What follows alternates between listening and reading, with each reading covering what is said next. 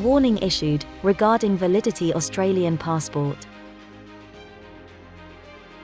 We highly suggest that you check your passport's expiry date now, before overseas travel returns. As international borders reopen, don't let your dusty passport stop you from traveling. Make sure you have a valid passport, so you can start your travel plans as soon as international travel begins. This is because if your current passport will expire by the end of this year, you will not be able to take long-awaited overseas trip, including the first wave of travel bubbles. Many countries have a requirement that visitors have passport with 3 to 6 months of validity beyond their planned stay, or the country may deny your entry upon arrival, or even refuse check-in at the airport before your flight. New Zealand will probably reopen its flights for Australia from late April 2021, and is less restrictive in this matter.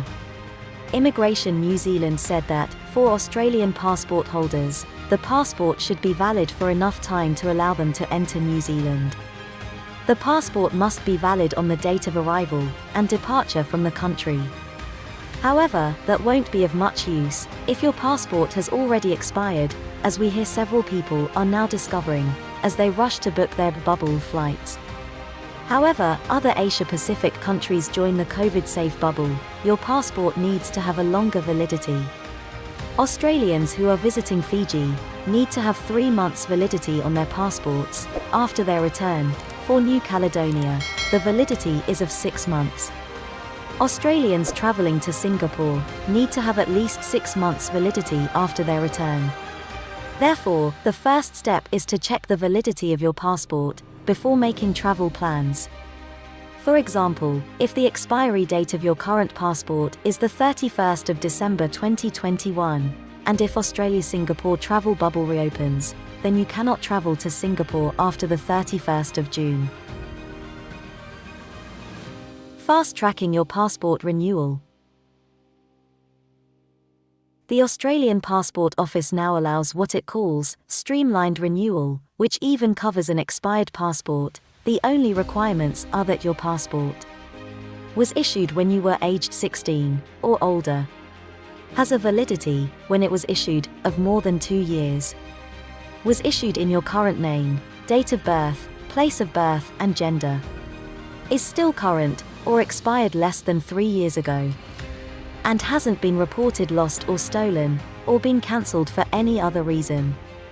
If you can tick all of those 5 boxes, then you need only lodge an application form available online, 2 passport photos, and your most recent passport, at either an Australian passport office, or a participating post office. It costs $301 to have a new passport issued, although that's valid for 10 years.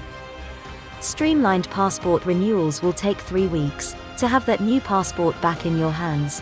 If you need yours sooner, an additional $220 for priority processing trims the turnaround time to a handful of days.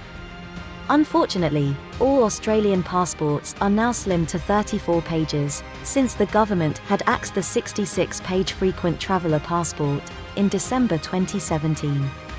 Note that, if your original passport includes travel visas for selected countries, you'll also need to pack that passport for each trip. For more information, visit the passports.gov.au website. Our video ends here. If you like today's video update, please share our video with your friends and family on Facebook, WhatsApp, and Twitter. Thanks for watching.